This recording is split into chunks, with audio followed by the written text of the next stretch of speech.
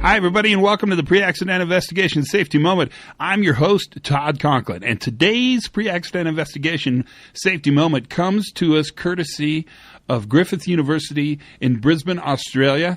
This is Sidney Dekker on why things go wrong. My name is Sidney Dekker. I'm a professor at Griffith University, and for the past 20 years, I have studied why things go wrong, why a patient dies of a medication overdose in a hospital, for example, or why an airliner crashes. So why do things go wrong?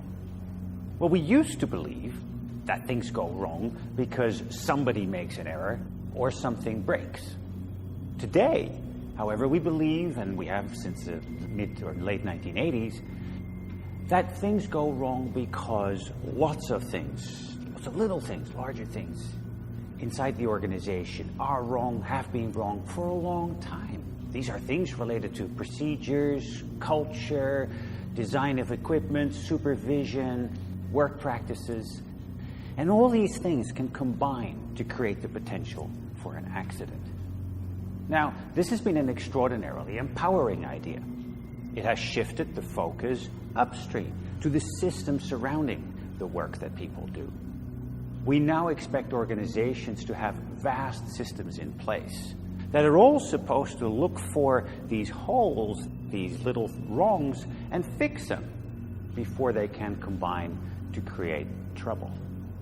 The risk becomes that we invest in safety work that focuses on the higher frequency but lower consequence events, such as people not wearing their safety glasses or having their coffee in a cup without a lid on it, and that we then mistake low counts on those things as a statement of the general safety health of the process or operation as a whole.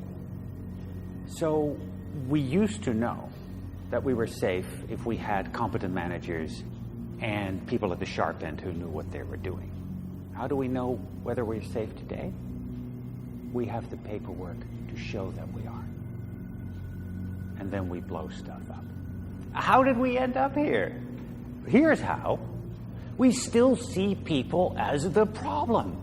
We believe that as long as we have great systems in place and that people conform and stay within the narrow bandwidth that we have assigned to them, things will be okay. But this is an illusion, and it is increasingly a dead end. People are not the problem we need to control. People are the solution that we should harness. I don't believe that things go wrong because things go wrong. That's a tautology. It's saying the same thing twice. I believe things sometimes go wrong because they usually go right.